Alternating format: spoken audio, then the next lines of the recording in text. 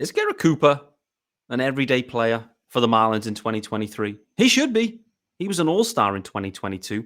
Shaun Barrett is with me, and we are going to dig into the numbers on Garrett Cooper and look ahead to 2023 and what his role could be for the Marlins. You are Locked On Marlins, your daily podcast on the Miami Marlins. Part of the Locked On Podcast Network, your team every day.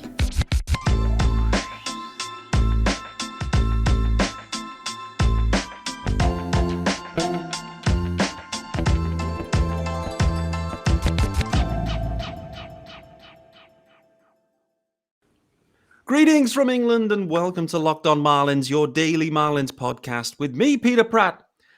Happy November, guys. Happy 1st of November. Tuesday's episode dropping for you. And of course, I'm your host, Peter Pratt at Miami Marlins _UK on Twitter. If you are looking to subscribe to the pod, they're available everywhere. Wherever you get your pods. Still 5 episodes per week, even into November. Yes, if you are listening and thinking, maybe I could watch these guys on YouTube too. I wish they had a YouTube channel. We do. Get yourselves over there. As you will see for those watching, you are being greeted with 2 living rooms of 2 UK goats. Shaun Barrett is back in the hot seat. Try and say that fast. And it is the Garrett Cooper episode we have teased out for multiple weeks. Shaun Barrett, excitement levels 1 to 10 right now. Where are you at? Oh, it's got to be an 11, doesn't it? For all the I knew it. yeah, I knew it. Old people out there will get that reference. Yeah, good to be back. Second episode, get into the swing of it again, and my favourite topic. So No doubt. you knew where to come back. 100%. I spoke last week about Lewin Diaz in a little bit of detail. I was kind of sideways slightly because there was some other news dropping. A lot of news dropping last week, but spoke about Lewin Diaz. And, you know, there's some question marks there around Lewin heading into 23. I think those question marks do potentially bleed into Garrett Cooper and how it impacts him. But let's start right at the top, mate. In your opinion, Garrett Cooper, should he be an everyday player for the Marlins in 23? I mean, did you even need to ask the question? 100%, of whether that be at first base or at DH. Or cycling through it a lot like he did the previous year. Now, Garrett Cooper, when on the field, is definitely the second best bat in this organisation. And I would at times argue when he's really hot, number one. Yeah. Garrett Cooper as a hitter, well, the numbers tell us one thing, the high-level numbers anyway. But more broadly, what is Garrett Cooper now from a hitting perspective? Who is he as a hitter? He's an odd one, isn't it? Because a lot of people look at, the old traditional numbers. How many home runs did you have? How many RBI? What's your batting average? Coop is a guy that, to me, is what you'd call a professional hitter. So you hear even some of the biggest home run hitters of all time talk about the idea if you never try to hit a home run, try and hit a double up the middle, and every now and then they leave the park. That's what Coop is in my eyes. He's a gap-hitting doubles hitter who will, when the time is right, that will leave the park. And that's how he ends up consistently, in my eyes, putting up numbers. You don't see many hot or cold streaks from him, although the second half was a little bit ropey, but we'll get into that, I'm sure.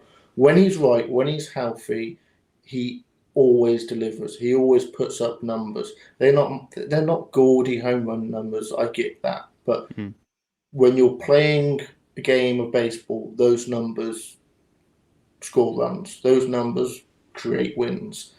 The 40, 50 home runs. Yes, obviously that's fantastic, and that's what people around the league will see. But for me, Coop is a gamer. Is probably a good way of putting it. Yeah. The funny thing is, in the modern day, the way to assess players, like you've said, there's a couple of ways to do that, I would say.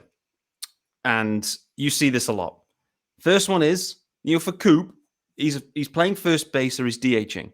So the first thing you do is, how many home runs has he hit? Start there. You know what I mean? Like the crudest metric. How many home runs has he hit? Oh, okay. You then cycle on to another metric. What's his WAR like? That's another one. It's always going to be a struggle for Coop because, all the defensive stuff filters in, and, if you're DHing or you're first basing, you're just not getting the WAR accumulation perhaps that the other positions do. So that's probably not the best idea in terms of evaluating Cooper. The other one is heading over to Baseball Savant and looking at their very visual view of a player.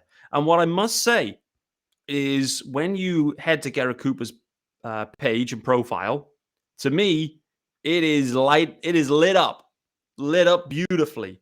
Looks to me, you'd be like, yeah, I want that guy on my team. I want that guy. He looks like a good hitter. And that's the funny thing, right? You just look through a few different lenses, and it depends which lens you want to look through. But for me, a lot of people on Twitter particularly, you get all these Baseball Savant profiles knocking around. Who's good, who's not. I mean, who was I looking at last week? Because I can't even recall. I think it was Joey Wendell's. Brian Anderson's. It was Brian Anderson's, and it looked identical as well to Escobar's in the Mets. But anyway, Coops he just looks like a hitter. He looks like a gamer, like you said. Okay, there's not the home run power. Is that a problem though? Is his lack of home run production? Because I don't want to say power, because there is power there, but the home run actual production, is that a problem for the Marlins there at that first base DH spot to only be delivering, mediocre numbers home run wise? Well, at least in 2022, it feels like the power step backwards. But just before we kind of ask why, is that a problem for the Fish there? I mean, historically, no. I think we talked about the power outlet that they're getting at third base, and first base isn't much better. For me, the old traditional, you need power from your first baseman. I get it. I do get it. It does make sense. But you talked about the numbers, and the one I do like to use on here anyway, specifically, is WRC plus, because it's a nice, easy number for you to understand. 100 is average, so if you're better than that, then you're better than average. And WRC plus is basically an offensive, what you do with the bat and what you do with your legs. Now, actually, Coop doesn't do much, if anything, with his legs. That's all coming out is what he does at the plate. The WAR number, you're right, first base, just because you're starting off at a negative, and then you've got to be so good. I don't think there was a single first base only guy that had defensive WAR numbers that were positive go into their WAR number. So anyone that's DH first base only is going to have a low WAR number. Playing time, Coop didn't get enough playing time last year, and that's not the organisation's fault. He just couldn't stay on the field, which is, again, another knock on him, obviously. Yep. But to me, the number that he will be at financially in arbitration, it is a case of the Marlins would be insane, in my eyes, to think that isn't worth putting into the lineup every day. Yeah, fair point. I wanted to just shine light on WRC Plus as well. The WRC Plus leader for the Marlins is no longer with the organization in 2022 anyway. Yes, it was a small sample size nevertheless, but Joe Dunand was the leader, 197 WRC Plus. However, the actual guys that have had significant playing time, Jazz Chisholm with a 139. Coop, second on the list, as you mentioned. Coop basically has been the Marlins' second best hitter last year. There's quite a significant gap between Jazz and Coop. Jazz was voted in and a starter as an all-star. Coop also an all-star as well. And so, do we, just to kind of then round that off, there's only three guys that were then 100 or more. Charles LeBlanc with a 107, Brian De La Cruz with a 104, and then Nick Fortes exactly on 100 WRC plus. So, from a Marlins perspective, it wasn't a great offensive season, so it's no shock that the numbers are way down. But WRC plus backs it up, Baseball Savant backs it up. What Marlins Twitter, when you put it out to them and ask this question, they all want to move on from Coop. They're all done with Coop. Is it familiarity bias? Is it just he's been around too long?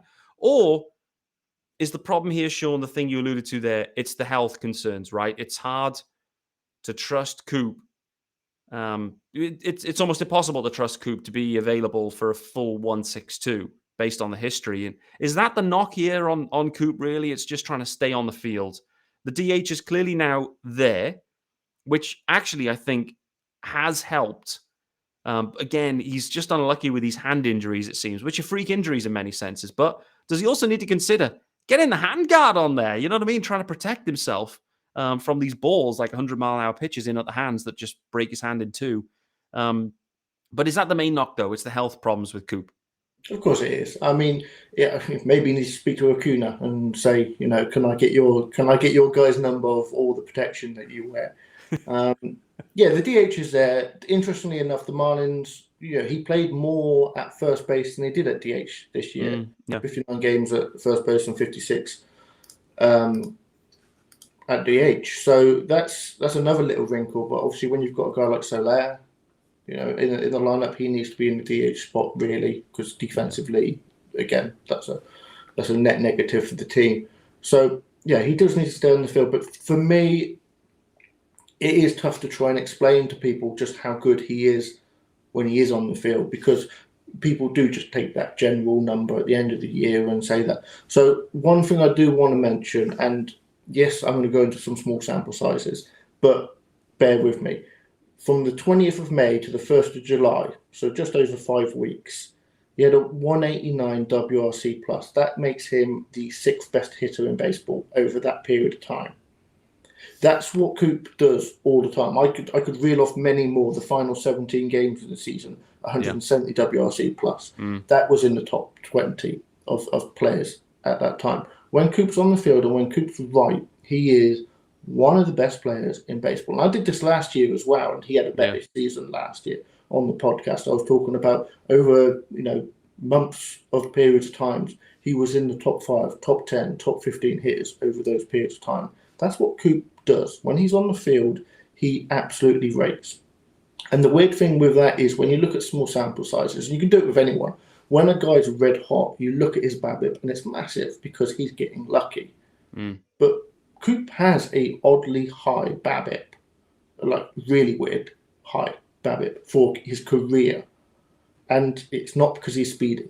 Because normally when a guy's got a high BABIP, it's because they're beating out the infield singles. Coop is never going to beat out an inside single.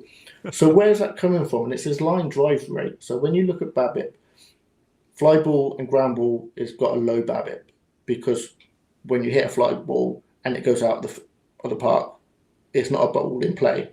So normally balls in play, fly balls, they're out. Ground balls, the same, especially with the defenses nowadays. Line drives is the one way to absolutely ensure yourself of getting a hit nowadays. It's something like 700-800 batting average off a line drive. Coop is 3rd best in baseball last year with a 26.3% line drive rate. That's what Coop does. That's how he gets as many doubles as he gets. That's how he gets as high of an average as he gets. It's through those line drives.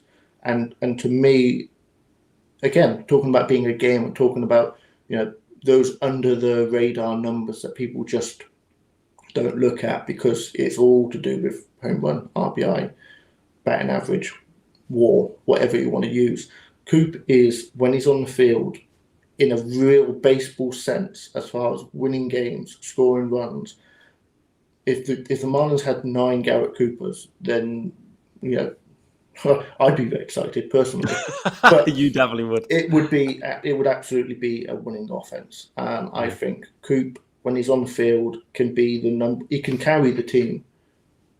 Yeah, and he did for a little while without Jazz.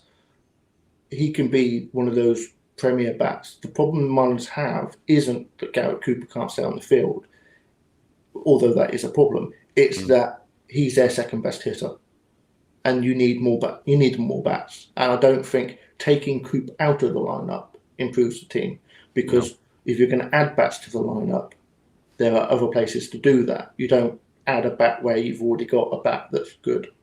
Yeah, fair point. I mean, if last season's anything to go by, catcher was sorted. Nicky Fortes is him. Nicky Fortes can do a job. Jazz Chisholm, we know. De La Cruz. Listen, De La Cruz, he's an above average, slightly above average bat last year. And then you've got Coop. The problem you've got is you then go and look at where Avi Garcia and all the other dudes are, and they're way down and they're dragging it. I think that's a really good point to call out, though, Shaun, because yes, Marlins Twitter is, we're in the off season now. We're looking ahead. We need more offense. But the point you're making is so valid. If you replace Coop, you're taking your second best dude out. And that's not, you're going to end up balancing it out. You need to look at those other areas where there's been a lack of production. And that's where we need to strengthen. I mean, I was talking about third base the other day. I mean, Brian Anderson, with a 90 WRC plus, so not terrible. Joey Wendell, 87 WRC plus. Grosjean's 80 WRC. Like, they're all below average. Bertie at 93 as well. So they're all kind of hovering. But Miggy Rowe at 73.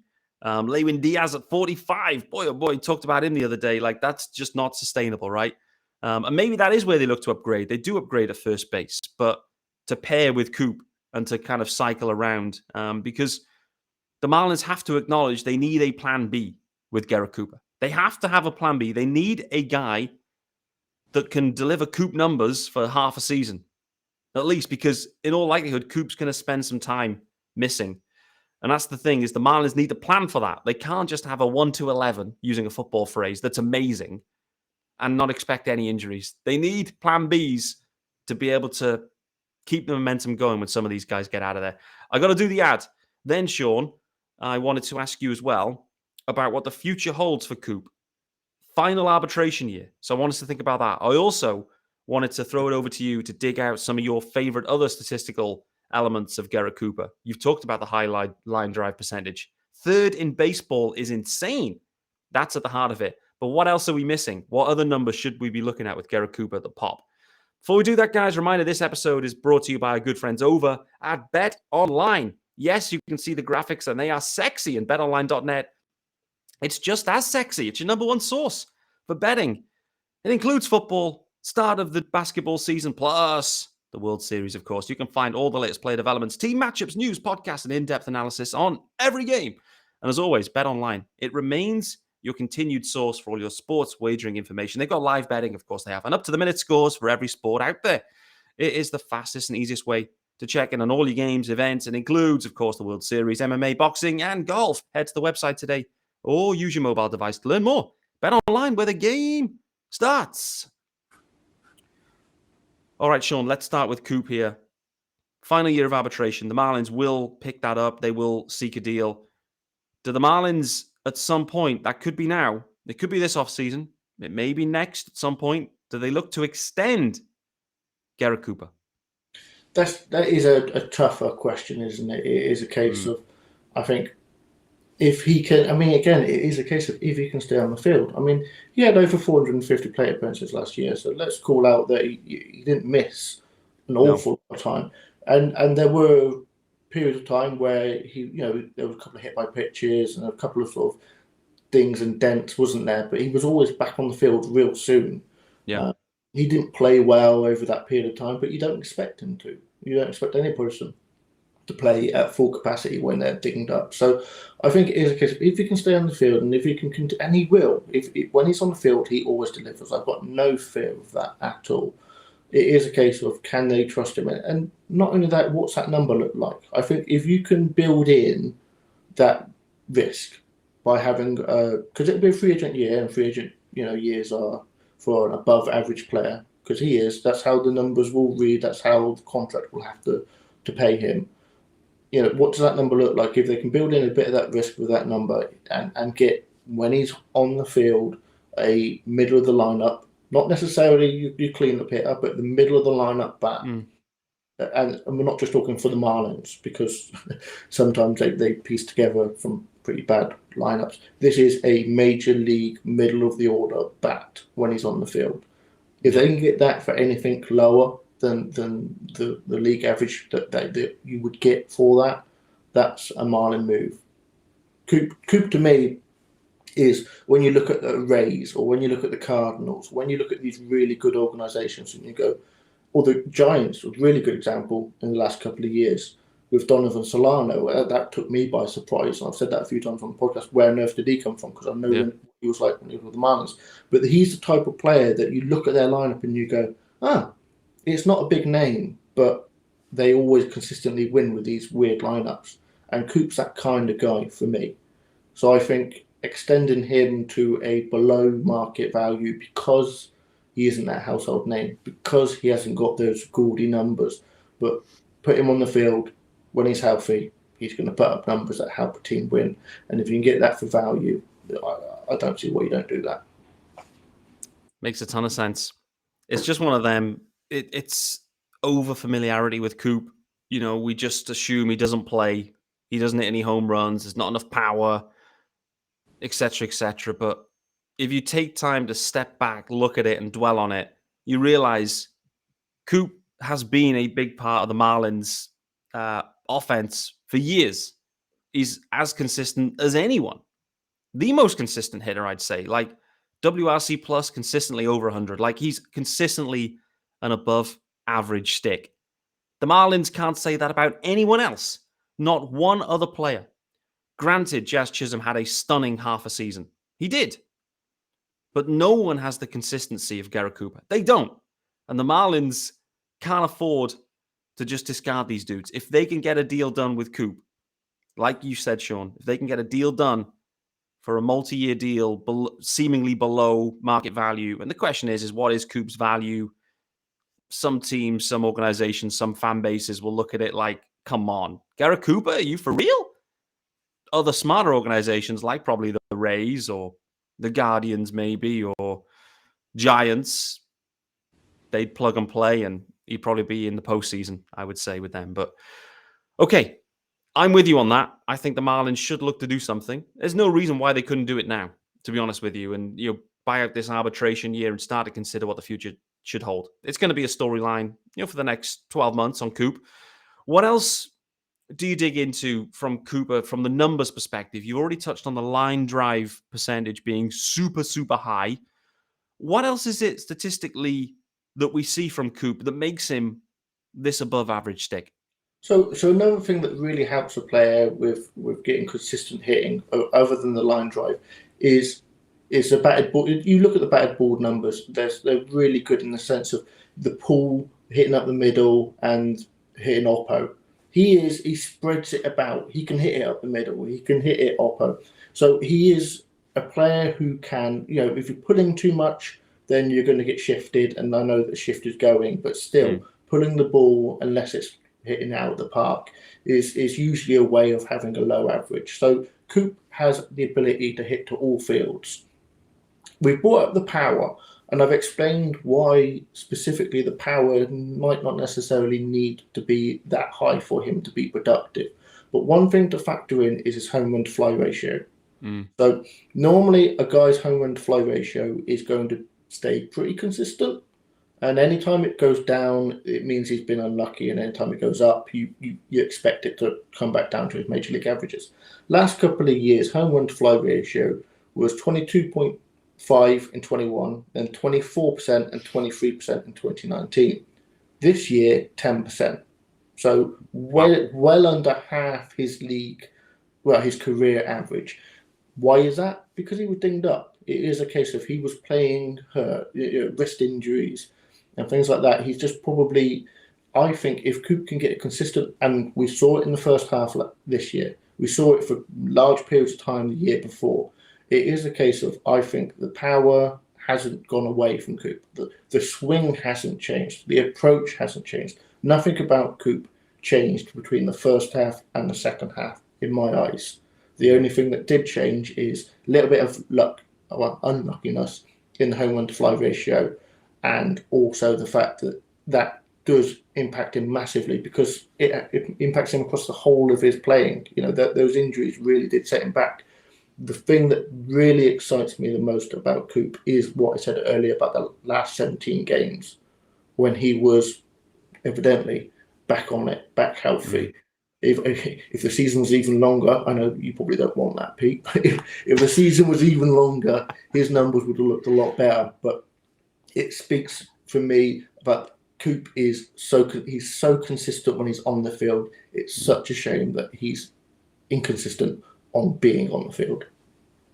Well put. Are there any other red flags that you think of here, and you think in this profile here with Coop? Like, is there anything that's trending in the wrong direction? You would say, other than that home run to fly drop off is so stark and so compared to the other body of work that he's done over the years. But is there anything else you've spotted? Do you think, oh boy, this is maybe trending in the wrong direction? No, I think if you look at his numbers, everything is just bang on his career. The Ks aren't growing. His Ks are a little bit high, sort of 25, 26% for his career. So he does have a bit of swing and miss in him. But overall, to me, he is a complete package as far as a guy that's going to hit a lot of doubles. He's going to fall into, if healthy, he could fall into 20, 25 home runs. Defense at first is okay. I mean, it's never going to be, those numbers are never going to create a massive value for him as far as his WAR. But when you're watching the game, when he's on the field, first base defense isn't too bad. Would I prefer to see him play more games at DH next year than first base, especially as it is going to be his age 32 season, and he is a player that's historically struggled? Yes.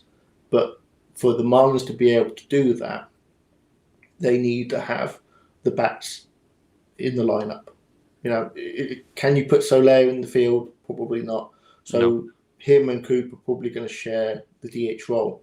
So I'd like to see that be a nice split of, 75-75, and then Coop plays some at first, and Soler you fitting him into the corners from time to time. Yeah. But no, Coop is Mr. Consistent. He really has been. That's just what we see. When you look at Coop, the profile looks good. The production is there. If he's on the field, he's a good player. And, it's a stretch. Like, I'm not saying and making a direct comp to like a Freddie Freeman, but like, and I appreciate Freddie's been one hell of a player and is still one hell of a player, but like, that's the kind of profile in some ways that you get with Coop. It's Freeman light. Like, I mean, Freeman's sensational, and I'm not saying he's in that level, but Freeman is a gap hitter too, is my sense. He's never the big bobber at first base. He never has been the kind of true that you see. And that's always where my head's been with Coop, is like, it's a right-handed, Freeman light. And we should embrace that. Like, there's nothing wrong with that. I think we just get a little bit caught up in, you have to hit 30 home runs plus at first base because that's what history tells you. But I don't think, I think, we can find the power elsewhere. The key bit for me is, what's your plan B? Coop's consistent when he's on the field, and you can lock him into the 2 or 3 hole for me. The way I see things shaping up here, like lineup-wise, is you need to go and get a prototypical center fielder. We've spoken about this already, Shaun. Get him in the leadoff spot. Jazz Chisholm wants to hit in the 2 hole. If Jazz wants to hit there, carry on. Coop in the 3 spot, and then you need some serious power production at 4 and 5, like bombs away dudes. Basically Soler and Avi, but performing. It sounds like we're going to run it back. It sounds like we're running this bad boy back, but that's where I think this lineup shapes. Then you've got Nick Fortes doing his thing.